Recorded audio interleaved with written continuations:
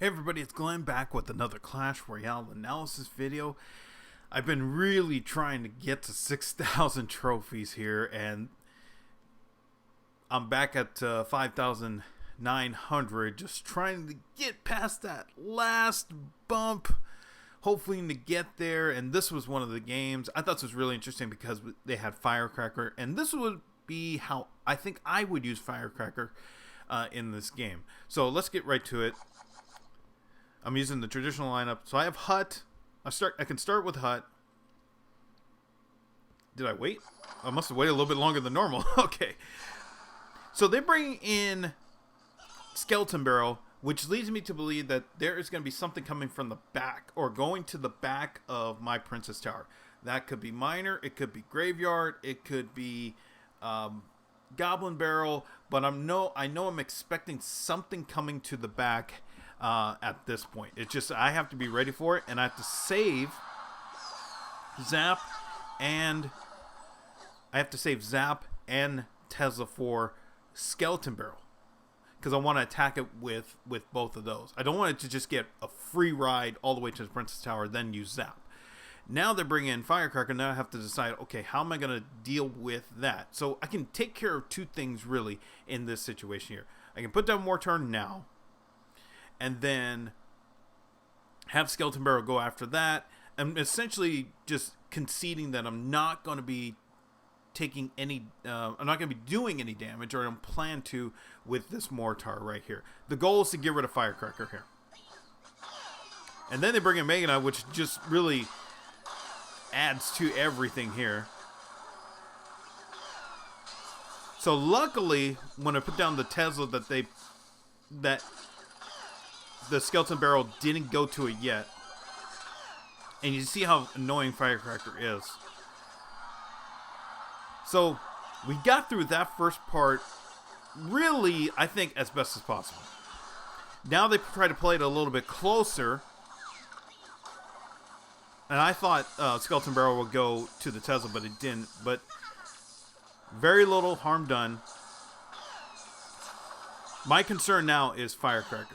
This is unlike any type of other person who has played Firecracker before, because usually when I see Firecrackers in play, they're under like a much larger target rather than, okay, their initial concept is, okay, we'll just protect. Well, their initial concept is, okay, we'll protect the biggest character on the board. This player is saying, okay, I'm going to put it out there, and it's either going to protect Mega Knight or it's going to protect Skeleton Barrel, and you're going to have anything to deal with it. This is how I pretty much would play it too. I wouldn't play it as the one support to a big card or a win condition. I would just say, okay, it's strong enough to deal with what's going on. So they bring in those bats, which I mean, I was expecting Mega Knight coming in.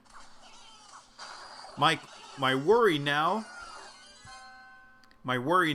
is Miner, especially now with Mega Knight and Goblin Gang on the board, because with all of the attention going up to Mega Knight and Goblin Gang,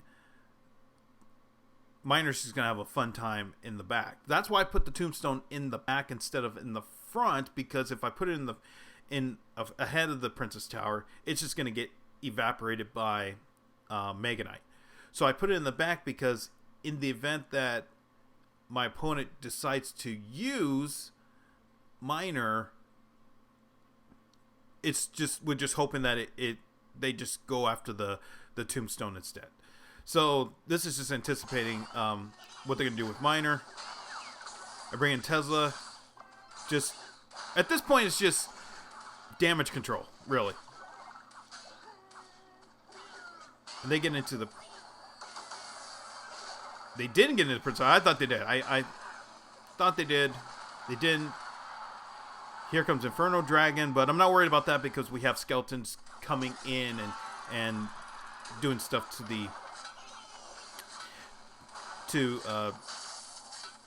take care of that. Now the Miner did go after Tombstone, which I was surprised about. And here comes Firecracker. We just get rid of her with Fireball. The reason I didn't, and I should mention this because you probably saw it earlier. Well, why didn't you use Fireball when you had it against Firecracker there? Because I hadn't seen all of their cards, so I wasn't sure whether it was right to use Fireball against Firecracker in that situation, and then they could just expose me by playing a card that could have been hard countered with a Fireball. Now that I've seen all of their cards, I can get the idea of, okay, I can use Fireball in this situation. They play Firecracker too close to the Princess Tower, and I'm safe.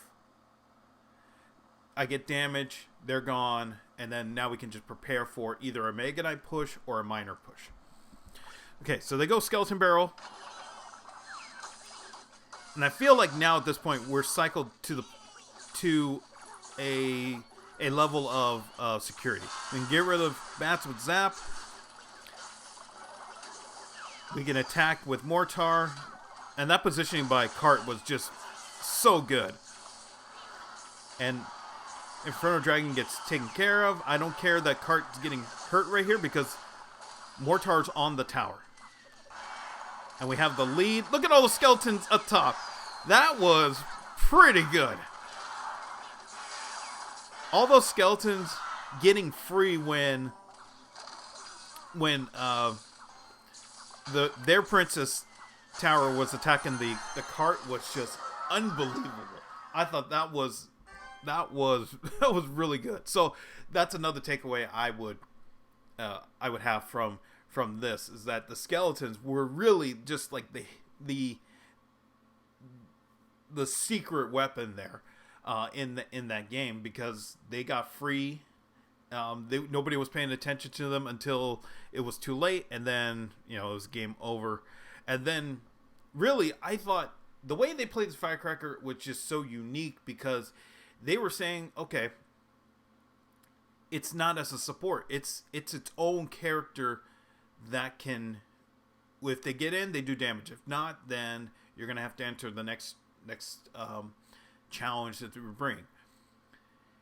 I thought that was really unique. If I were to play Firecracker, that's how I would play it. I wouldn't say, okay, you're only a support, and then that's, if you get tower damage, that's great. If not, then whatever. But that's how I would play it, and that's how I have viewed really all of the cards in my lineup, is that I don't want to view them as an only this. I mean, in the case of Tesla and Inferno Tower, yeah, they only play defense. But the other cards, if they can do something, I want them to actually do something. In this case, the skeleton from the Tombstone did something.